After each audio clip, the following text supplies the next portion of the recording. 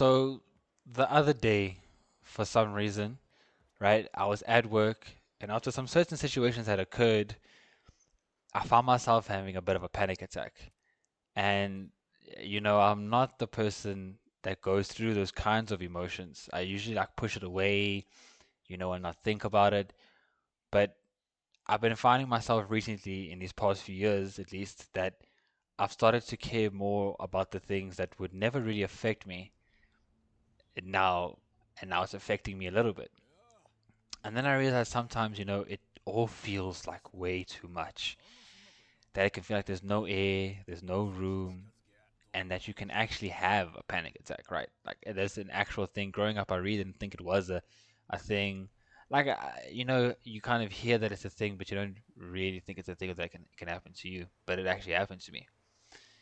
Then I found that I brought this panic attack slash stress overload home.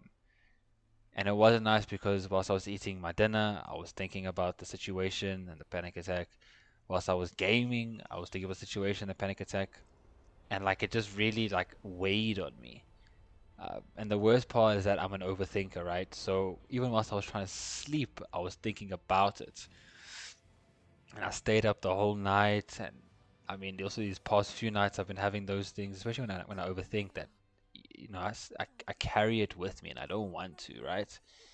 Um, so I actually delved a bit deeper into it, and I found that there was a study done by the National Liberty of Medicine, and they found that the panic disorder is a common anxiety disorder with medical visits and costly mental health costs. It is characterized by recurrent, unexpected panic attacks, often without warning. Like it just happens. These attacks can occur alongside other anxiety, mood, psychotic, substance use, and medical disorders. So it's not that like a panic attack can actually happen from an an external use more than an internal use, which I found actually quite interesting. Um, and then I also read further on, and they mention steps to help deal with this. So I thought, okay, maybe I could start trying some of these things, and I mean, I've just recently tried it, so I can't really give a full analysis as to, okay, this is 100% working. But they talk about stuff like, remember that all will pass. I mean, it's true, like the situation you're going through is temporary, so it will pass. They say take some deep breaths, maybe go and smell some lavender if you can, find a peaceful spot, focus on an object. Then they also talk about the 5, 4, 3, 2, 1 method. So look at five separate objects, listen to four distinctive sounds, touch three objects, identify two smells, and name one thing that you can taste. Um, so I've been trying that, um, and it's been helping. Like I really didn't think I was that kind of guy to deal with that emotion or have that happen to me.